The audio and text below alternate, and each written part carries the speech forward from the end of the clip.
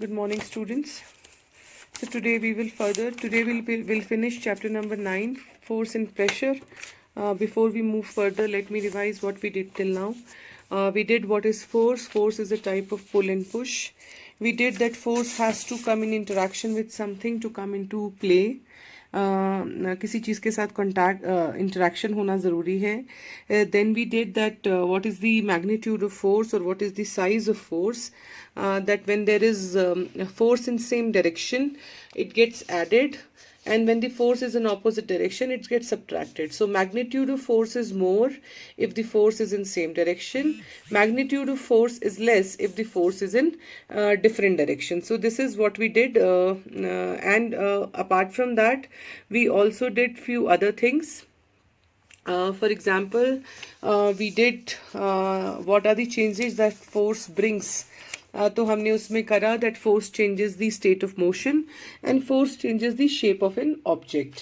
To understand all this, I've already given video links of chapters that we have done before. So please go through them. I've explained it in details in those videos. Then we did contact forces. That what are contact forces? Muscular force and friction are contact forces, and then there are non-contact forces like electrostatic force, gravitational force, and magnetic force, which are non-contact forces. So today we will start with pressure. Okay, what is pressure? So pressure in simple terms is force applied in a particular area. Okay, pressure in simple terms is force applied on a particular area. So in other words, pressure is force acting per unit of area. तो एक area में जो भी force लग रही है उसको हम प्रेशर कहते हैं. We have that specific area. Okay, so force per unit area is called pressure. Okay, now there are two important corollaries related to this about pressure and force. The basic thing is that pressure is inversely proportion to area. Okay, which means what? That when the area is small, the pressure is more, and when the area is big, the pressure is less. Let's understand this with an example. So I will first tell you, smaller the area, more the pressure. अब आपने देखा होगा कि जब आप कील गाड़ते हैं दीवार के अंदर, तो कील का दो साइज पार्ट होते हैं. एक पार्ट होता है ये नुकीला पार्ट और एक पार्ट होता है पीछे का ये हेड पार्ट. हम जब भी कील को ठोकते हैं दीवार में, कील हमेशा नुकीली साइड से अंदर ठोकी जाती है. उसका रीजन ये है कि compare to its head, the area where the pointed side is less. जहां पर वो पॉइंट टिकता है वो एरिया कम होता है. इसलिए जब हम वहां पर हथौड़ी मारते हैं तो फोर्स ज्यादा लगती है और वो कील अंदर जाती है.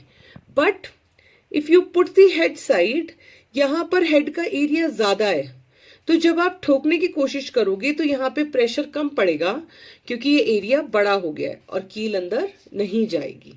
ओके, सेम वे अगर आप देखोगे कि जब आपका चाकू शार्पन होता है, जब आपको नाइफ की धार लगी होती है, तो चाकू का जो किनारा होता है वो बहुत पतला होता है और उससे सब्जियां जल्दी कटती हैं.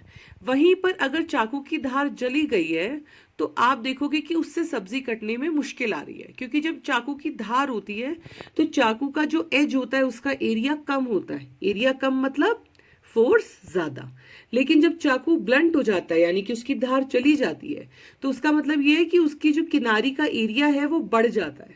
And more area means less force. So I hope you've understood this, that pressure is force per unit of area. एक एरिया में कितनी फोर्स लगेगी उसको हम प्रेशर कहते हैं. ओके, फॉर एग्जाम्पल अगर मैं यहाँ पर ये टिप रखूं कंपास की, ओके, तो ये जो टिप है जितना अंदर ये जा सकती है उतना अंदर ये वाला पोर्शन नहीं जा सकता. Okay, why? बिकॉज जो टिप के नीचे जो एरिया है, टिप का जो एरिया है, आप देख रहे हो ये जो छोटा सा डॉट बन रहा है, this area is very less. So because this area is less, the pressure is more. But when I put this side in, it doesn't go inside. देखो कोई इंडेशन, कुछ भी निशान नहीं बना, जबकि यहाँ पर एक छोटा सा ये इससे होल बन जाता है, इतना फोर्स लगती है उसके ऊपर, because this side has more area under it. आप देख रहे हो कितना सारा एरिया इसके नीचे, तो इसको अंदर भेजने में मुश्किल होएगी, क्योंकि more area means less pressure. So right now our area in this case is only this much, okay. अगर मैं पेंसिल टिकाऊंगी तो force is only in the area जहां पर उसकी डॉट टिक रही है, okay. So force is basically pressure is basically force in a particular area in per unit area, okay. तो जब एरिया छोटा होता है तो प्रेशर ज्यादा होता है, जब एरिया ज्यादा होता है तो प्रेशर कम होता है. तो मैंने आपको कील का एग्जाम्पल दिया उस चीज को एक्सप्लेन करने के लिए, that when the area is smaller the pressure is more. Now let me give you the example of bigger the area less the pressure. जब एरिया ज्यादा होता है प्रेशर कम होता है. आप लोगों ने अपने स्कूल बैग देखे होंगे, आपके जो स्कूल बैग्स के जो स्ट्रैप्स होते हैं जिनसे आप उनको कंधों पे टांगते हो, वो स्ट्रैप हमेशा चौड़े होते हैं. आपने ध्यान दिया, they are always broad, they are not like thin. और वो ब्रॉड क्यों होते हैं? क्योंकि ब्रॉड होने का मतलब ज्यादा एरिया का मतलब कम प्रेशर. तो अगर आपका स्कूल बैग का स्ट्रैप ब्रॉड होगा तो जब आप उसको कंधे पे लेके चलेंगे तो जो स्कूल बैग का वेट होगा उसका प्रेशर आपको कंधों पे फील नहीं होगा. क्यों नहीं फील होगा? क्योंकि आपके जो स्ट्रैप हैं वो ब्रॉड हैं. So that means their area is more area means less pressure. Please remember these two things. Less area means more pressure and more area means less pressure. Okay? I hope you understood this.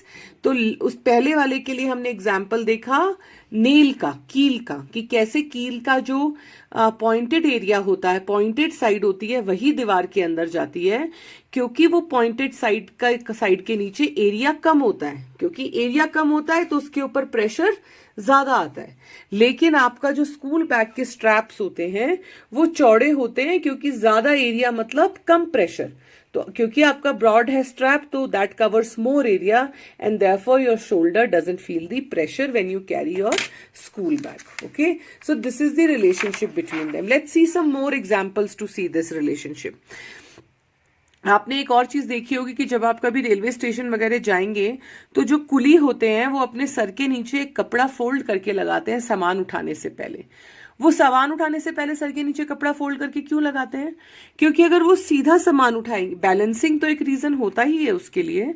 दूसरा reason ये होता है कि अगर वो सीधा सामान उठाएंगे तो जो उनके सर के ऊपर जो सामान का एरिया होगा वो कम होगा और इसलिए उनको प्रेशर ज्यादा फील होगा. लेकिन जब वो राउंड कपड़ा लगा लेते हैं तो वो वहां पे एरिया को इंक्रीज कर लेते हैं and that's why their head does not feel that much pressure. Same way आपने देखा होगा कि अगर आप रेत में चलेंगे तो आपके पैर रेत के अंदर सिंक हो जाते हैं, धंस जाते हैं. लेकिन वहीं पर जब कैमल रेत के अंदर चलता है तो उसके पैर नहीं धंसते. तो आप डिफरेंस देखिए, आप अपने पैरों का साइज देखिए और आप कैमल के पैरों का साइज देखिए.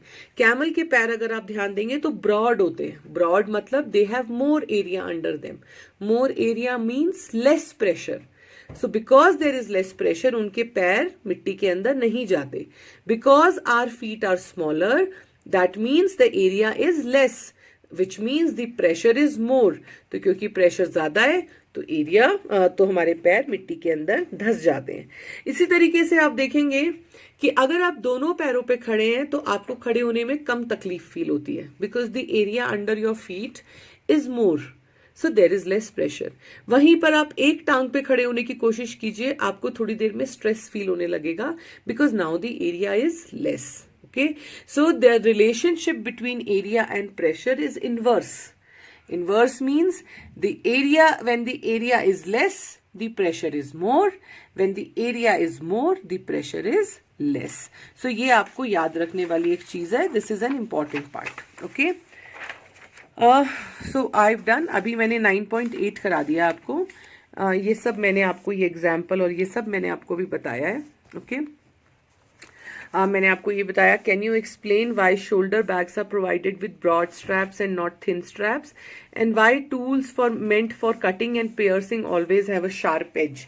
तो ये दोनों का रीजन मैंने आपको बताया है, that shoulder bags are provided with broad straps and not thin straps, because broad straps means more area and more area means less pressure on your shoulders. Same way जो चीज़ें काटने या छेद करने के लिए होती हैं वो sharp इसलिए होती हैं because when they are sharp they have less area, their blades cover less area, and less area means more pressure. More pressure means that it is easy to cut or pierce things through them. Okay, so जो formula होता है area का, that is pressure is जो formula होता है pressure का वो होता है pressure is equal to force upon area, यानी कि pressure in simple terms is the force that acts upon a unit of area. Okay, so this is the formula of pressure. Fine. Now we read that pressure is exerted by liquids and gases. अब हमें ये पढ़ना है कि pressure जो होता है liquid और गैसेस दोनों ही चीजों में प्रेशर होता है. Let's see it by example. आपने देखा होगा कि जब आप होली पे गुब्बारे भरते हैं पानी के नल से, तो अगर आप नल धीमे खोलते हैं तो वो गुब्बारा धीरे धीरे फूलता है, लेकिन अगर आप नल तेज खोलते हैं तो वो गुब्बारा एकदम से बड़ा फूलता है. Which shows what? It shows that the water has pressure, that the liquid has pressure. Okay. Same way जब आप अपने मुंह से भी गुब्बारा फुलाते हैं तो आप देखेंगे कि जितना आप हवा मारते हैं, जिस स्पीड से हवा भरते हैं, उसी के हिसाब से वो गुब्बारा फूलता है. Which again shows that air also exerts pressure, gases also exert pressure, and it also shows, आपने देखा दोनों ही केसेस में, चाहे आप पानी से गुब्बारा भरें चाहे आप मुंह से गुब्बारा भरें, ऐसा नहीं होता कि गुब्बारा एक साइड टेढ़ा भर रहा है और दूसरे साइड नहीं भर रहा. Which means what? That the pressure exerted by liquid and gases is same in all directions, वो सब डायरेक्शंस में बिल्कुल सेम होता है. Another example that they are showing here is of water. अगर आप एक बोतल के अंदर छेद कर देंगे नीचे की साइड और आप पानी डालेंगे तो आप देखेंगे सब साइड से सेम लेवल पे पानी निकल रहा है. Okay, which means that liquid exert equal pressure at same depth. Okay, वहीं पर अगर आप एक और एक्सपेरिमेंट करके देखिएगा, अगर आप कर सकते हो, और मुझे बताइएगा कि उसका आपको रीडिंग क्या आई. आप एक खाली पेप्सी या किसी चीज की बॉटल लीजिए और उसमें लाइन से छेद कीजिए, एक यहाँ पर, एक यहाँ पर, एक यहाँ पर, एक यहाँ पर. ओके, और फिर आप उसमें पानी भरिए. फिर आप मुझे बताइएगा कि किस स्पीड से पानी आता है, किस होल से पानी ज्यादा आता है और किस होल से पानी कम आता है. Okay, and then I will tell you the reason for the same. So that is one experiment. If you have an empty cold drink bottle at home, plastic bottle कोई भी जो खराब है जिसको आप यूज नहीं करने वाले, उसमें वो आप एक्सपेरिमेंट करके देखिएगा. Okay, so after this we come to atmospheric pressure. Now we have read that liquids and gases exert pressure. Okay, when we are living right now around us, there is a blanket of atmosphere. We are surrounded by atmosphere. आपने सबने पढ़ा है कि atmosphere क्या होता है.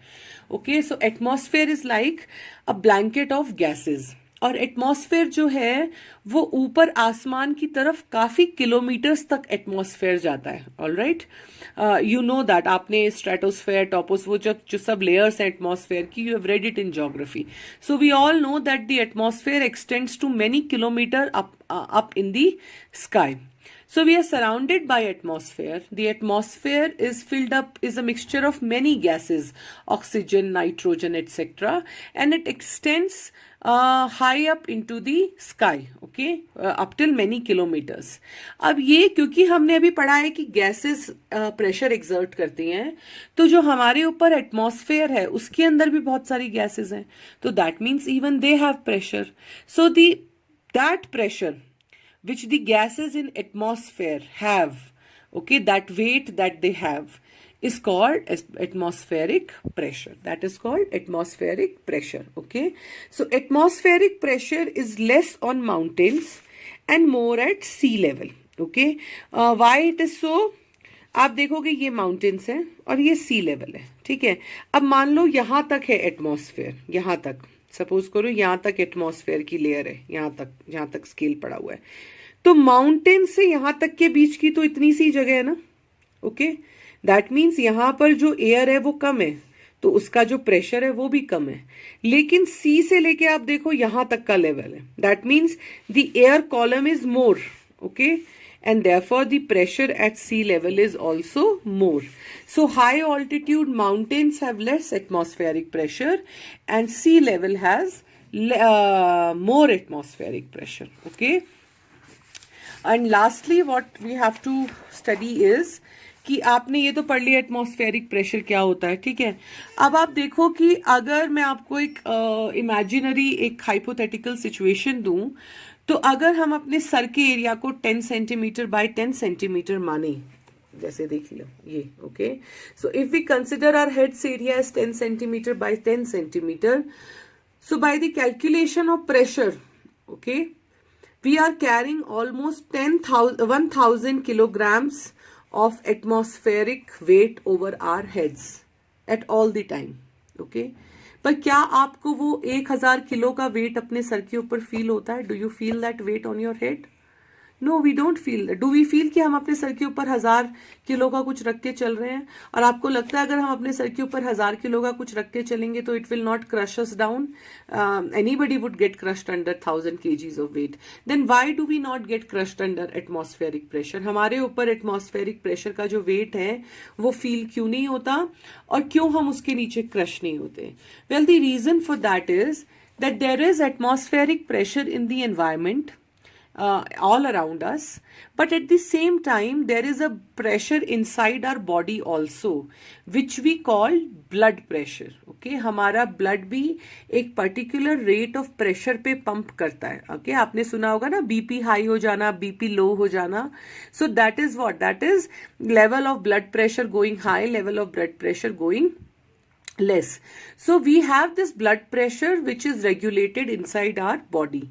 This blood pressure and the atmospheric pressure are equal, okay, and therefore they cancel out each other. दोनों एक दूसरे को cancel out करते हैं, और इसीलिए हमें ये जो atmospheric pressure होता है ये हमारी bodies के ऊपर feel नहीं होता.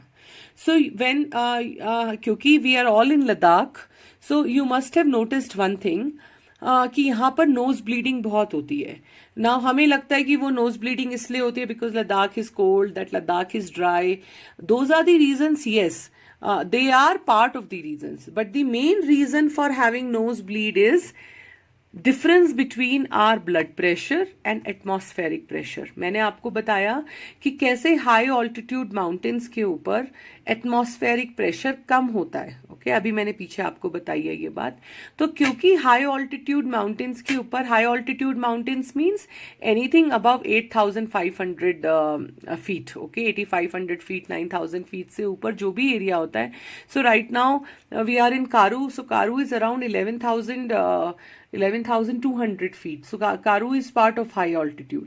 So when we are in high altitude, what happens is that the atmospheric pressure is low. Okay, it is low. But हमारा जो ब्लड प्रेशर होता है वो कई बार उस एटमॉस्फेरिक प्रेशर के साथ रेगुलेट नहीं कर पाता. ओके, तो ब्लड प्रेशर थोड़ा सा अपसेट हो जाता है. And it is because of that कि जो हमारी बॉडी के अंदर जो थिन कैपिलरीज होती हैं, जैसे कि हमारे नाक के अंदर होती हैं, बहुत थिन वेन्स होती हैं, दे bast because of that disbalance between our blood pressure and the atmospheric pressure, and that is the reason that we get nose bleeding. Okay, so once again I will just revise what we have done in this chapter, in this portion. Today we read what is pressure. Pressure is basically force applied in per unit of area. That means force applied in a particular area. इसके दो corollaries होते हैं. Pressure is always inversely proportional to area, which means if the area is smaller, the pressure will be more, and if the area is big, the pressure will be less. Then we read that how pressure is exerted by liquids and gases. उसके बाद हमने पढ़ा atmospheric pressure क्या होता है, atmospheric pressure कैसे mountains पे कम होता है और सी लेवल पे ज्यादा होता है। उसके बाद हमने पढ़ा कि हम एटमॉस्फेरिक प्रेशर के नीचे क्रश क्यों नहीं होते, इसमें हमारे ब्लड प्रेशर का क्या रोल होता है, और हाई ऑल्टीट्यूड पे हमारी नोज ब्लीडिंग क्यों होती है, क्योंकि हमारा जो ब्लड प्रेशर और एटमॉस्फेरिक प्रेशर होता है उसके अंदर थोड़ा सा मिसमैच हो जाता है, that is why nose bleeding takes place. So let us look at the key words now so that we know whether we have done the chapter. So I've taught you atmospheric pressure, I've taught you what contact forces are, I've taught you what electrostatic forces, कल मैंने आपको बताया था ना body charge होती है, discharge होती है, मैंने आपको स्केल से वो पेपर उठा के दिखाया था। Then we have read what is force, we have read what is friction, I taught you about gravitational force, I taught you about gravity, I taught you about magnetic force, we have covered muscular force, we have covered non-contact forces, we have covered pressure, we know what is pull and push is, okay? So in summary, force could be push or pull. A force arises when there is interaction between two objects. Force has magnitude as well as direction. A change in speed of an object or direction of its motion or both implies a change in the state of motion. Force acting on an object may cause a change in its state of motion or change in its shape. A force can act on an object with or without being in contact with it. Contact means touch हुए बगैर, okay? वो हमने contact forces और non-contact forces. Please do not confuse contact with interaction. Okay, interaction is different, contact is different. हाँ, वो रफली same words लगते हैं, लेकिन इंटरैक्शन कॉन्टैक्ट से मतलब है फिजिकली टच होना, ओके? इंटरैक्शन से मतलब है कोई दूसरी चीज अवेलेबल होना जिसके साथ कोई रिलेशनशिप में चीज आ रही है जिसके कारण फोर्स अप्लाई हो रही है, ओके? सो कल जो मैंने आपको बताया था non contact forces, even when I take a magnet और a clip, okay, so this clip and magnet is here. Yes, they are not contacting with each other, okay? As in